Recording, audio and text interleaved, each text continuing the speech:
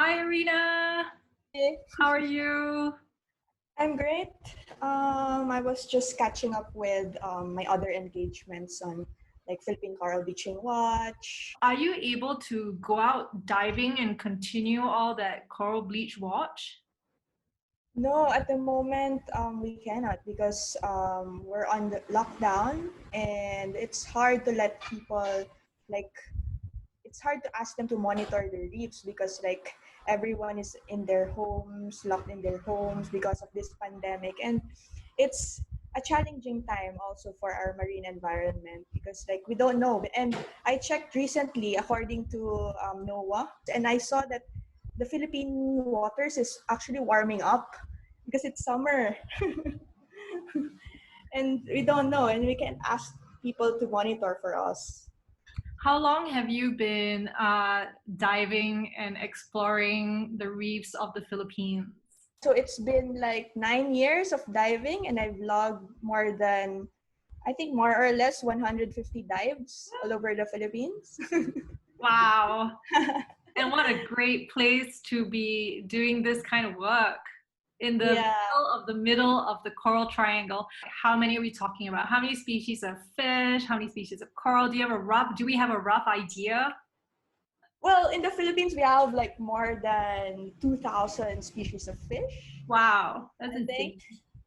And then like 400, I'm not sure of the exact number, but it's more than 400 species of corals. Yeah, and I'm sure a lot of it hasn't even been discovered yet. Still being discovered, right? I know, yeah. How about in Singapore? You're also doing some coral reef work in Singapore, right? Yeah, exactly. So I have a volunteer organization. It's called the Hantu Blog. It's named after an island called Pulau Hantu, which means ghost island in the native language of Bahasa Malay. Um, and that has actually, stirred a lot of people to imagine that there's bad things on the island. But Mm-hmm. fortunately and interestingly, from my work there, I think it was in maybe like 2004, when I was giving a public presentation in a library. One of the audience actually came up to me and he said that he used to be a villager on that island, so that people used to live on that island um, up until the late 70s. He explained to me that before the reclamation, the island was full of mangroves, lots of fish, and every night you would hear the calls of owls because they'd be sitting in the mangrove trees. These are fishing owls. Wow. And in Malay language, owls are called burung hantu, or ghost birds. So he said that it's actually named after the calls of the owls at night. But somehow over time, the name got shortened, the burung, which is the bird bit of the name, dropped out, and it just became Ghost Island rather than Owl Island. So So is there like an ecotourism in that area right now? it's not a huge industry. Mostly like private charter boats from the nearby marinas that bring divers out there on the weekend. But compared to 20 years ago, on the weekend, you may get one boat with like four people going to the reef. But now you do get quite crowded on the reef, and that has both pros and cons. It's great because we have lots of people having an interest in the reef and wanting to go out and explore our local reefs. But then now it's also becoming an issue of how do we manage the potential impact of all that traffic on the reef. And I think that's something also you deal with, right? Yeah, actually. So it was about like shifting baselines.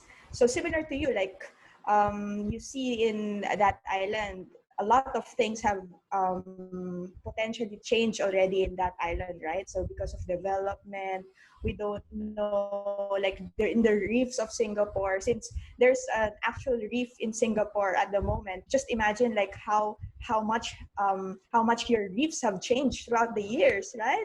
So, and we don't know, like, we have historical data about that. And but because here in the Philippines, one of the things that our project has been working on was to identify like locally extinct reef fishes in 5 different areas in the Philippines. in these areas, we've interviewed more than 2,000 fishers already. Wow. In 2012, I think the project started in 2012 to 2016. There are a lot of fish species that we've identified to have that may have disappeared from fisheries catches already. And one of the species is the bumphead parrotfish. Are you familiar with the bumphead parrotfish? Yes, you can Yeah, hear them before you see them, yeah. scratching on the rocks to eat algae. Yeah, it's so cool, right? So like it's the biggest parrotfish, and then they have like a bump in their head, and you can really, really, really hear them underwater and like crunching on like the corals, eating those corals. And I was really amazed when I first saw it in Upper Reef Natural Park. You know, like after you've interviewed so many fishers saying that these particular fish may have disappeared already in their local vicinity, and me experiencing this species in a marine protected area, like one of the largest marine protected area in the Philippines, it really amazed me to see it because they were schooling. It's a schooling species. So like there were more than like 10 of them in a group. Wow. They're just eating, and then you can see like they were like pooping sand also, like there's like the particles, you can see Yeah. the particles that like just dispersing in the So how water big were column. they, the ones that you saw? Because these It fish was get like, huge, right? yeah, I think it was like a meter or something, more than a meter. If you imagined the reef that you work at 200 years ago, could you describe for us what it might be like? Could be like large species of fish like this, probably lots of bumphead parrotfish, all these um Maming is Caelinus undulatus. Do you know that species? So it's Yeah, Napoleon Ross, right? yeah, humphead wrasse. Yeah. Humphead wrasse. So probably those large species of fish that it's very rare to see right now already. Probably lots of like trevally, snappers, this schooling, all these schooling species, like it could probably like a city, bustling city, like everything like moving around. What is the most amazing thing that you have seen in the Philippines In while the you're doing your work? Philippines, I could think of the dugong because not everyone has seen one already. So that's the animal that I'm interested in at now. And it's amazing because like not every diver, like it's very, very rare to see a dugong here in the Philippines. Like because like actually it's already considered critically endangered here. Um, it's very elusive. It's hard to find them.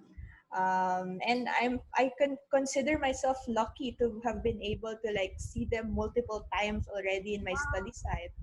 And one of the amazing things is that I was able to see like um, two pairs of mother and calf. Two Like pairs.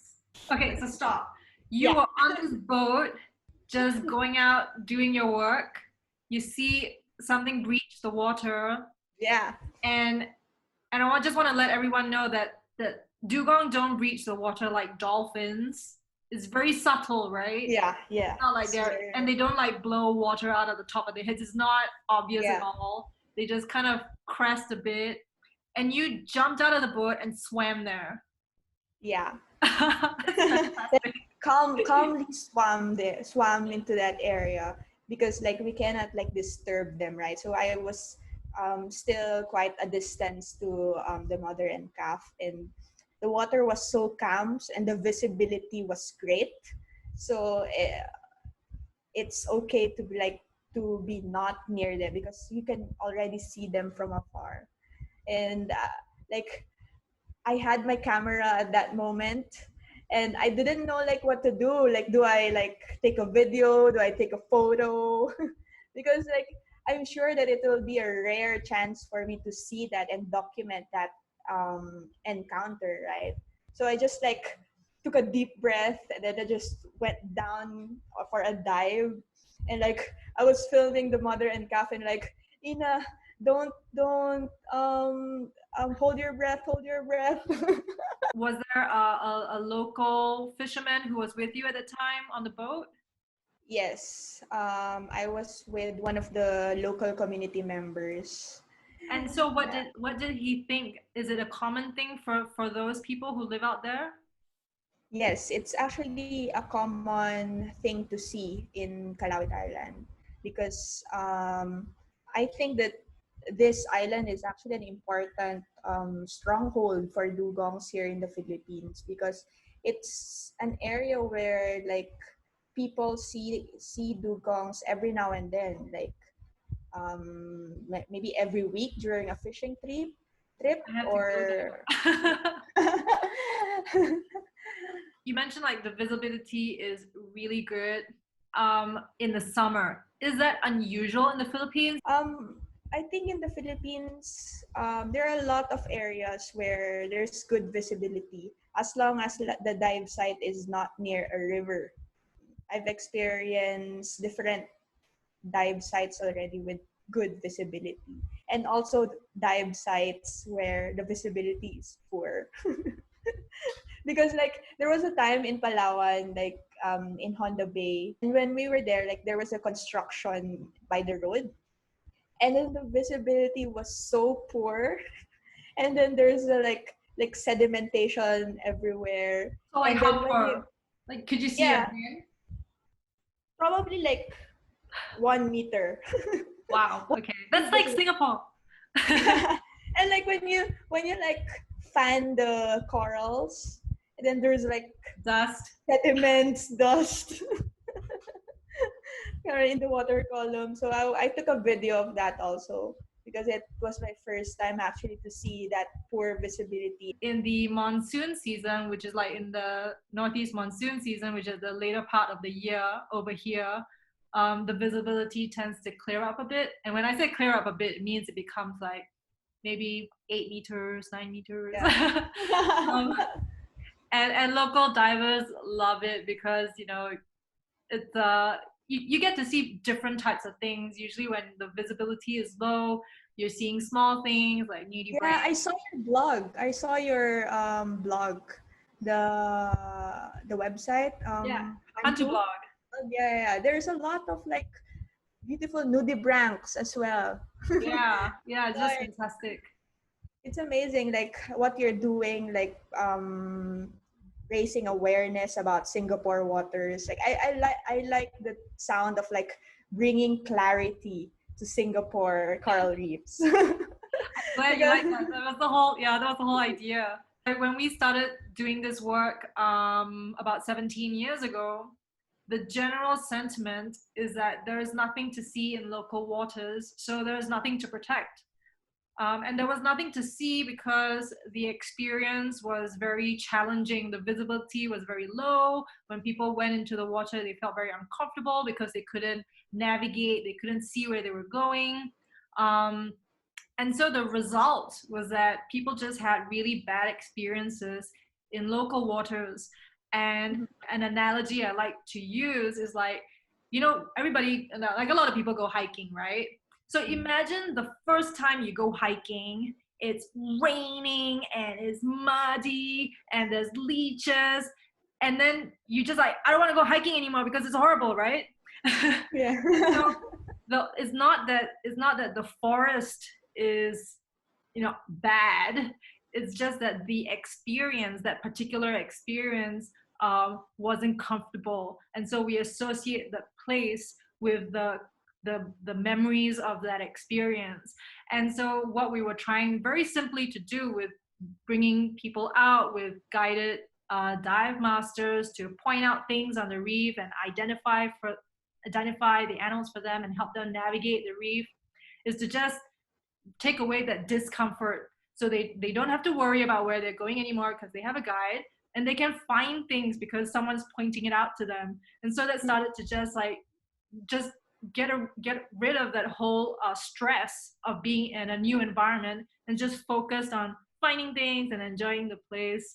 And it was certainly very challenging when we started out. It was hard convincing people. Sometimes, the water is just so dark. We're like, why are we here?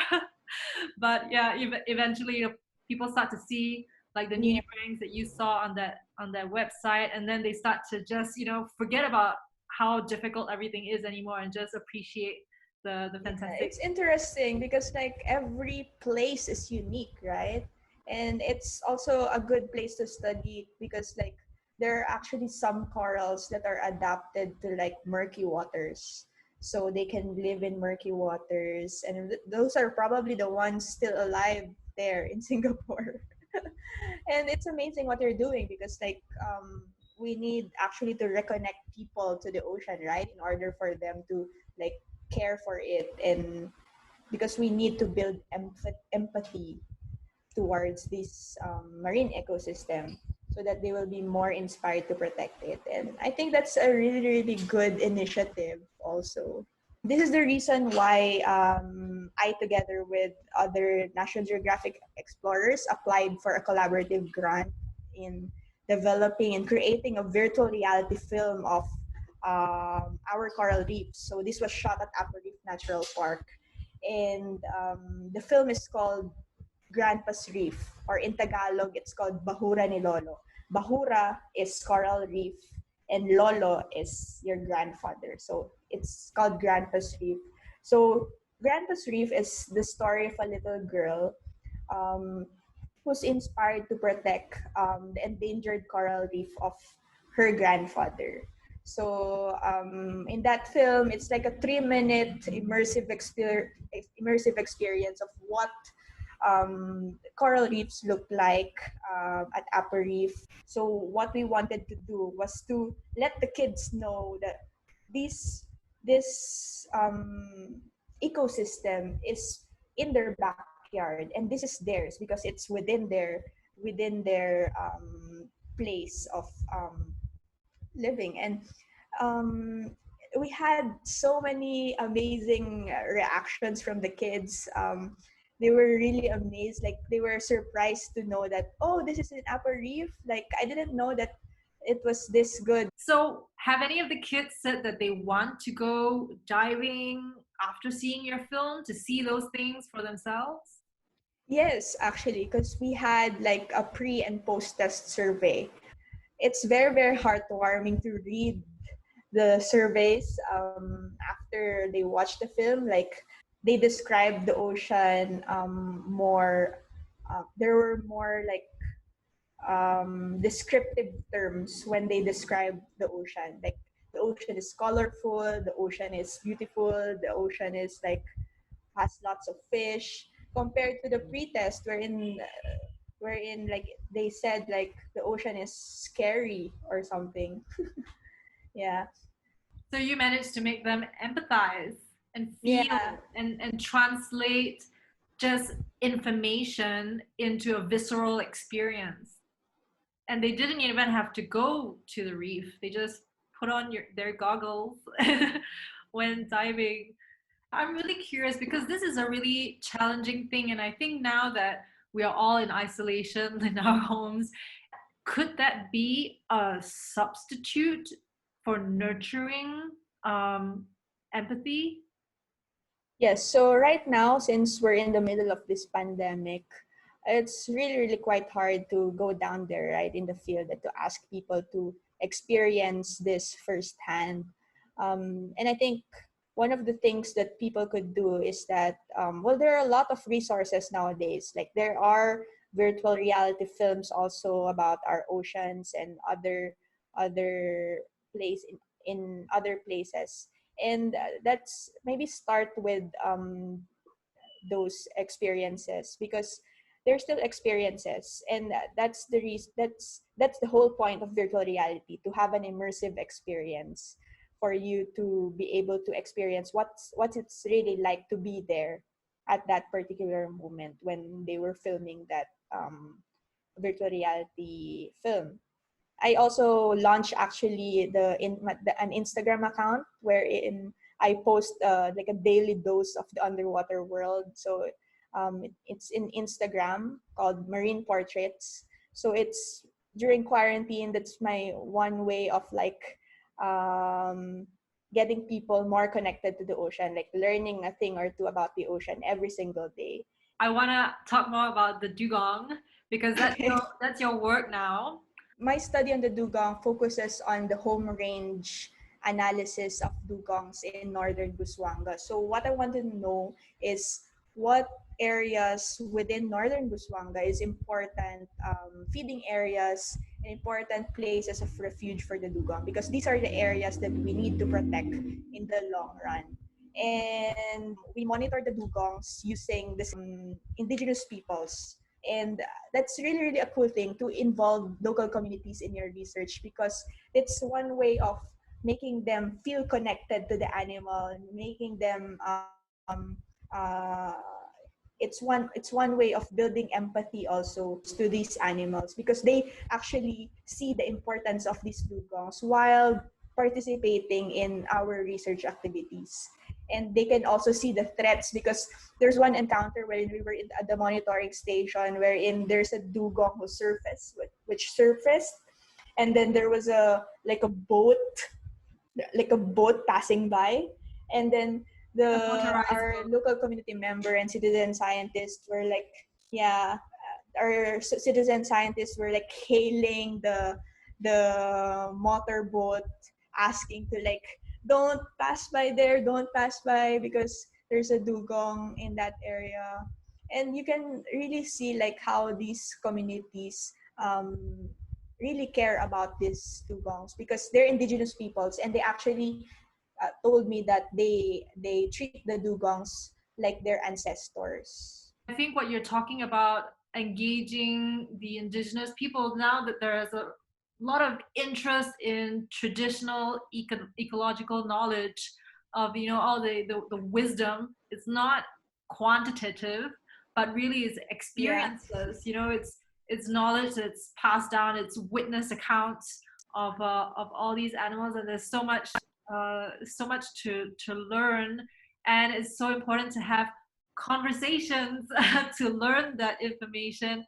And that's what you did with the fisheries work as well, right? You interviewed 2,000 people. That's incredible.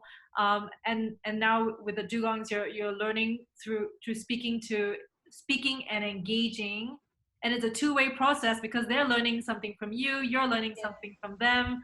That's just so wonderful. And I can't wait to join you in the Philippines and see a dugong for myself. Yeah, just come here. Just let me know when you come here, so we I can like set up a meeting, and like I can give you an itinerary. Sounds good. I get to make a list of all the marine creatures I want to see. You get to find them for me. Oh, wow. I'll show What's you the happening there? dugong in my site. It's there. Oh my gosh, that's so cool. Is that the video that you took, that first Yeah. encounter? Oh, look at So look at that's how me. happy you are. Good And then, grief. Oh, yay! and it's just hanging there. Come and visit. Yeah, they're very calm. Wow, that is so clear. Right? Yeah. Oh my gosh. I can't imagine what that experience must have been like, but clearly you were very calm too, to take your camera out and do all that stuff. I would be like just all over the place if that was me. Okay, come and Thanks visit for next sharing. time. Catch up again soon. Take care. Take Bye. care. Bye.